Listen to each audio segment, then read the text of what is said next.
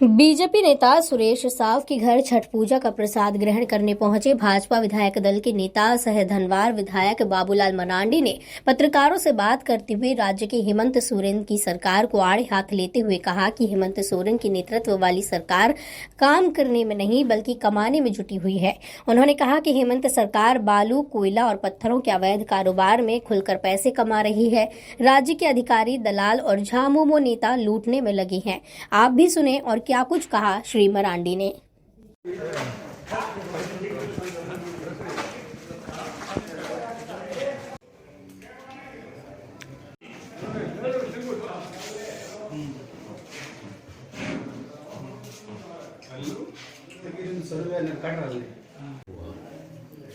परंतु 3 वर्ष में लगातार हम आवाज़ उठाते रहे, सरकार की खामियों को उजागर करते रहे।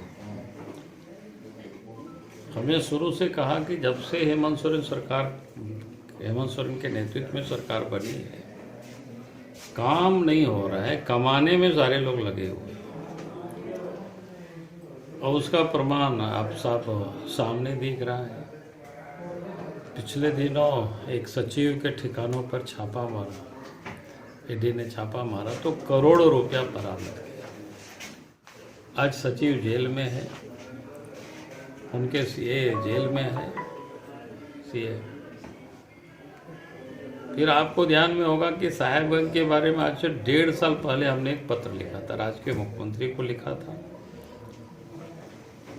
क्योंकि साहेबगंज से पत्थर की जो इलीगल खुदाई और ढुलाई हो रहा था वो गंगा पार बिहार को जाता था, तो हम बिहार के मुख्यमंत्री को भी लिखे थे और हमने ये भी संदेह उस पत्र में व्यक्त किया था, अगर इसी प्रकार से काम जारी रहा तो कभी भी दुर्घटना हो सकती है।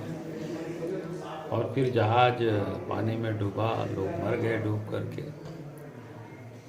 और वहाँ से जो विधायक प्रतिनिधि है मुख्यमंत्री जी के, वो भी जेल में है। ईडी वालों ने चार्जशीट जब सबमिट किया तो उसमें क्या सबमिट किया है, 1000 करोड़ रुपए के एक साहेबगंज जिला में इलीगल तरीके से सरकार को चूना लगाया गया। यानी पानी के जहाज से भी इलीगल पत्थर की ढुलाई हुई, ट्रेन से भी इलीगल पत्थर की ढुलाई हुई और सड़क मार्ग से भी।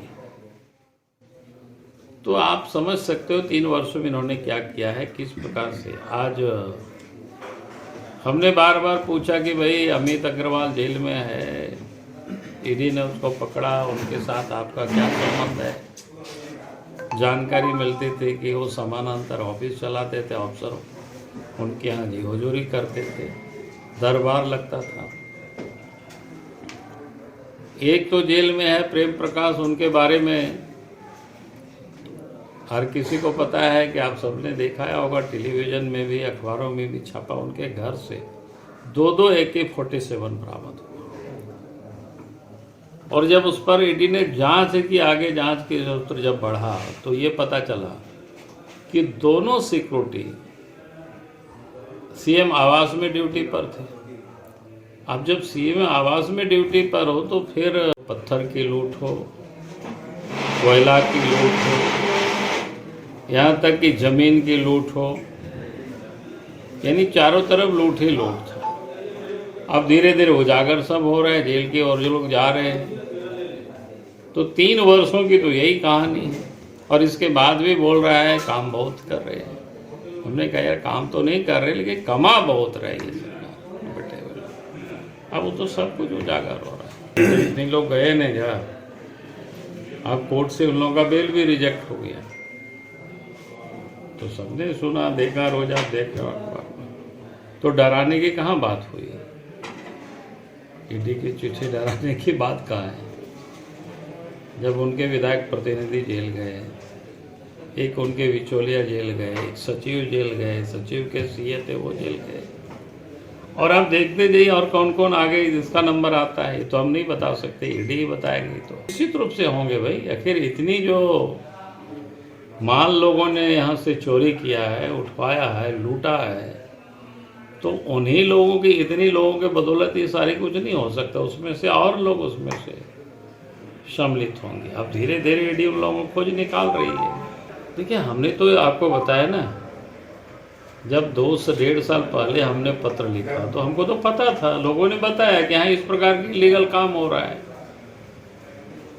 तो आज भी हमें पता है कहाँ कहाँ क्या गड़बड़ी हो रही है, कहाँ किसकी, क्योंकि उनको पता है दलगत चुनाव होगी तो फिर भारतीय जनता पार्टी ही जीतेगी।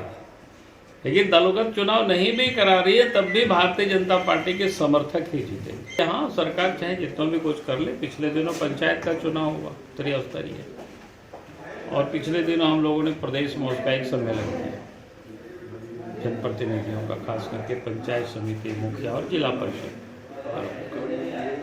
और उसमें से जो हम लोगों ने नाम से सूची हम लोगों ने जो प्राप्त की, तो जितनी सीटें बनती है झारखंड में उसका आधे से अधिक यानी 53% जनप्रतिनिधि भारतीय जनता पार्टी से या तो प्रत्यक्ष जुड़े हुए या भारतीय जनता पार्टी के समर्थक चुनाव जीते।